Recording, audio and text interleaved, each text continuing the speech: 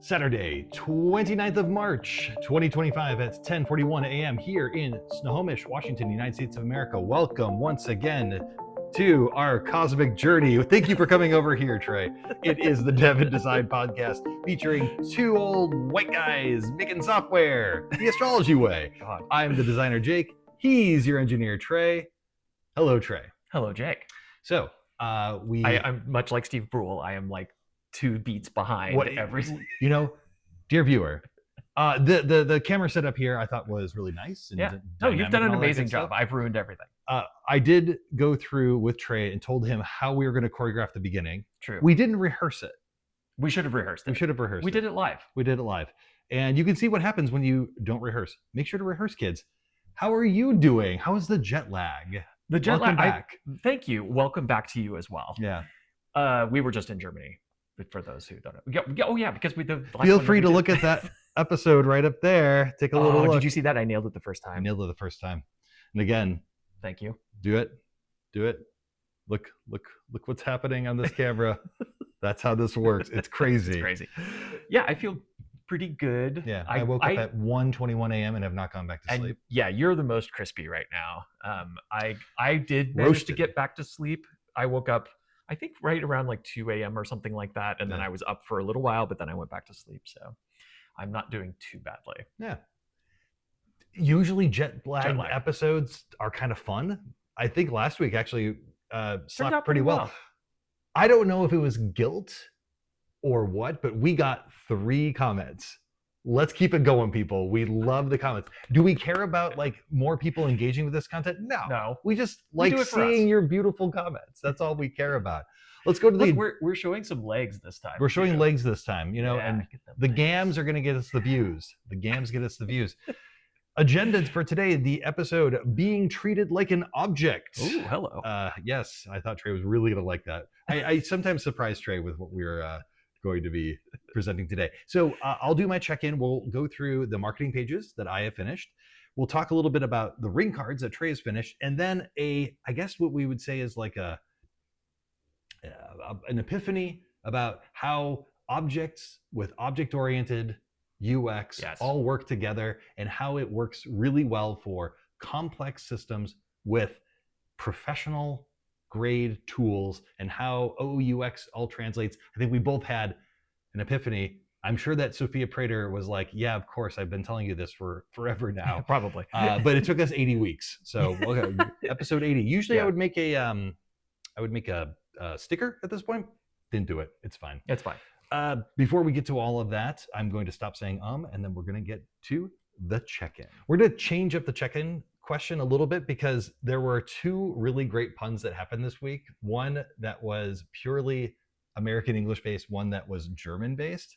And I just want to retell these for the fine viewers at home because I thought they were so amazing. So I'll start. My friend Morgan, our friend Morgan said, if I told you I named one of my dwarf shrimp Atticus Pinch, attorney at law, would that reference connect? And I almost immediately said, yeah, to Krill a Mockingbird.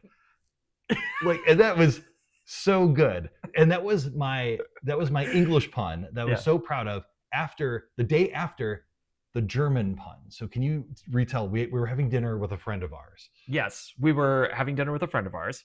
In Berlin. In Berlin for this trip just now. And for some reason we got onto the subject of like sheep and goats and farm animals anyway. Yeah, and I believe the friend's mom rescues animals. Yes, and they correct. have a lot of cuddly old animals. Yeah. And one of the things that our friend said was, you can pet the goat. The goat really likes to be pet. However, it stinks really bad. And you need to wear a glove, otherwise your hand is going to smell for 4 days. Yes. And then she was like, well, you guys seem like you might be like farm animal goat people. Would you ever would you get a goat or whatever? And I was like, hell yeah. Ooh. That's okay. Maybe. Like, hell yeah, I would love to have a goat, of course. And then she turned to me and she's like, you don't seem like you're much of a goat person. Yeah. Which I said. To which Jake said, kein Bach, literally, which kein Bach is in German. It is a colloquial phrase, which means I have no desire. I have no desire, or like it's just kind of like whatever. Like you would say it to a friend. So like, for example, if a friend said like, "Do you want to go out for a beer?" You just wanted to stay inside. You'd say "Kein Bock." Yeah. Like I've got no desire. I'm not interested. But it literally it means no goat. It literally means no goat. And our friend who's German, who's a native German, lost her mind. She was like, "That is an actual like real German pun." That is a real German pun that not really any German would ever get either, because I think you need to have a relationship with the language to realize that. Well, they would get it. They just wouldn't necessarily come up with it. They would never come up with it because it's a good German pun. Because our relationship with a foreign language is different, because we know that I have no desire is no goat. Right. You just don't think about it. Yeah. And so Kein Bock just means like, I don't care. So if you're ever in a situation, dear viewer, where you're in Germany and someone asks whether or not you would like a goat, you can say Kein Bock, literally. Which is a great pun. Which is a great pun. All right, good check-in, everybody. Good check-in. Yeah. Good check-in. Okay. Let's get to the meat of it all. Yes. You're going to show the marketing pages, and I'm just going to talk through them if you don't mind. Oh, yeah. So let me start there. go and share your screen. So this is actually the new marketing pages that you're seeing. Yes, you will see that I am on localhost. Here you see the classic about page. That's currently live. This is currently live. This is made in Elixir, Phoenix, Live View, all of that stuff. That whole stack.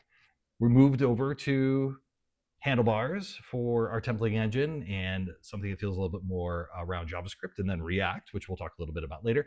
And we got to this. You can tell. How can you tell it's different? Well, the shading in the background is different for no good reason. Don't mind that.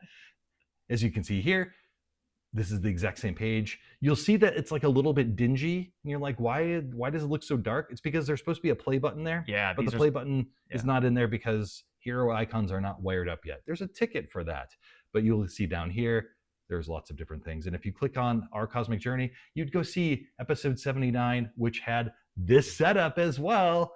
Dun, dun, dun. Ba-ba-bam. But and I also like that this is new, right? Because I don't think it wasn't very nice before.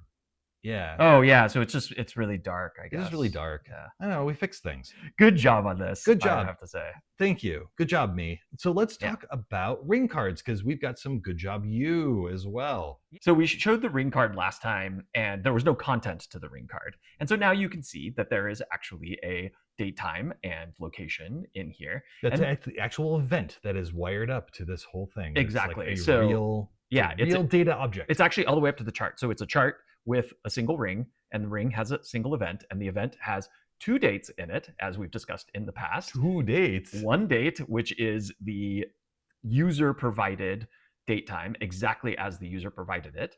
And then the other is a UTC calculation based on our best effort, given the current environment, like given the current data. Yeah. So this is the reason we do that is because we want to preserve what the user has typed in. And you always want to have it in a standardized way to do calculations against it. Exactly. You need to keep both. You need both. You read this somewhere. Somebody said, yeah, there's a really great article. Keep both of them, please. Yeah, there's a really great article, which we could link. I don't know if we linked it last time. If we are linking it, it's down below right now. The other really cool thing that happened because of the platform is that we now get to take advantage of localization on the client. So you will see here that I'm seeing FEB, 28/1974. This is my birthday. At AT, and then a PM time. Yeah, 12-hour time. Yeah, this is all localized for my machine, which is set to ENUS as a localization target. So we're getting the US English version here. If I were running on a French system, for example, then it would be I don't know what. I took French for 4 years, and I couldn't even tell you what the. I would have chosen German to go with this. You're like, and if we chose, and it would probably still say FEB. Swahili. You might as well have chosen like moon language at that point. Like, why would you choose French? I don't know. Anyway, you know what? Okay. It would be localized to whatever you set it to, which is really cool because then it's done according to the user's client, which is great. So if I chose German, it would probably say 28.feb. Correct. Or it would say 28. And you could it's even we can even show localized shorter times and longer times. It's very cool. Anyway, Nice. we get to take advantage of the client.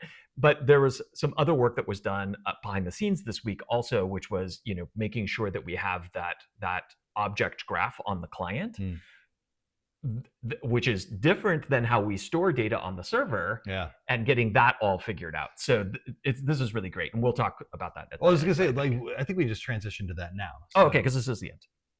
Yeah, I think so.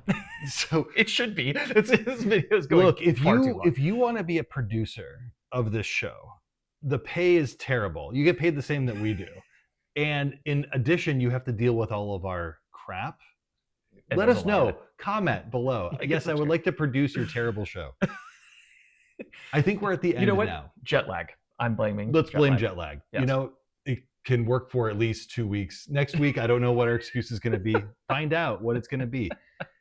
So we were talking about that there is a data model that sits on the back end. Yes. That back end data model needs to service two big things. One, to hold the data in an efficient way, so that two, we can search and calculate against that data efficiently. Yes, exactly. We would hold that data differently in the back end. Correct. Than what we would present to the user, because users think about objects in different ways than the most efficient way to store them for the use cases we had just talked about. Yes. Well, I would say that there's two parts to it. One is how the user interacts with it in one context versus the other context. The other is that the platform itself, when you're talking about what's happening within as above, it's easier and better for the application to operate off of a deeply nested object than it is to have a bunch of basically flat interrelated tables, which is how we would store it in the database. And because we now have this strong separation of concerns between these two things, it's not all kind of interwoven. I think the reason why there's a lot of poorly designed software is not because we don't really understand how the data should be modeled. We don't understand how the data should be presented to users. Yes. And that's what OOUX helps us with. It helps us to deconstruct how the objects towards the user should be presented and should be interrelated. And it does not necessarily help us with the architecture of things, especially when you're talking about very complex tools, professional tools, things that have kind of massive calculations that are necessary in order to create an efficient system. And I think what happens is that either the back-end data model is just exposed wholesale to customers, and you're like, deal with it. That's what astrology software is today. Has traditionally been and is today, and looks like it will be unless we do something about it. These two. The other way that this can express itself is by thinking too heavily about the user and then bringing that back into the data model. That's how we first thought about it. Yeah, exactly. We didn't know where that line really was supposed to be. Exactly. The OOUX model that we created was not only how we would present it to the user, but also store the data. And you said, this does not make sense. Yeah. And then when I started bringing up things like search, you said, this really does not make sense for what we're doing here. And the answer at that point was, you need to make sure that the OOUX is fully complete all the way through in order for us to do anything. And I said, I can't do that until I know what users want. And then we had a chicken and egg problem. But I think what we realized was once we separated the platform into so below, logos, and as above, then we realized that the objects also can be separated into the so below objects and the as above objects. So when we, for example, are going to do a home page, the thought right now is that we would show the most basic electional astrology data. What is the phase of the moon? What is the position of the moon? And what is it next applying to? Maybe we would do that on the homepage, even if you're not logged in.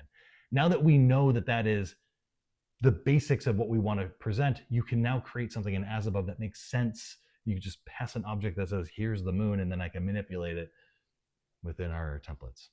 Yeah, exactly. And I think the other thing that is great about, or just to put a finer point on that, the difference between how we were doing it and how we are doing it now, because we did have so below and as above before. Right. We've talked about it for a long time, but they were all in the same platform. Yeah. It was more of a conceptual separation than an actual separation. Now we actually have like really separate. They're React. completely built separately. They're Yes. in a mono repo for the developers out there.